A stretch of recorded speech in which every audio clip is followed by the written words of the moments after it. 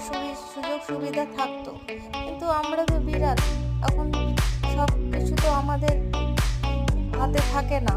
এবার কতজন আমাদেরকে মারতে আসে, কতজন ঢিল ছুঁড়ে আমাদের দেখলে, হ্যাঁ, আমরা কত জলদি জলদি দৌড়ে দৌড়ে পালাই, ওই পাথর ঢিল লাঠি ঝাঁটা আমাদেরকেই দেখলে সবার মারতে ইচ্ছা করে।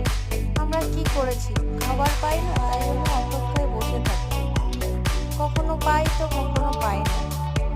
আমরা তো কারো আঘাত করতে চাই না বা ক্ষতি করতে চাই না, একটু খাবারের জন্যই তো, যদি পাই তাই তো অপেক্ষা করি। এবার ভগবান আমাদেরকে তো বিড়াল করে পাঠিয়েছে, এটা আমাদের কি করার আছে? আমাদের যদি মানুষের মতো সব বুদ্ধি থাকতো, সব কিছু থাকতো, তাহলে তো আমাদের এত চিন্তা হতো না।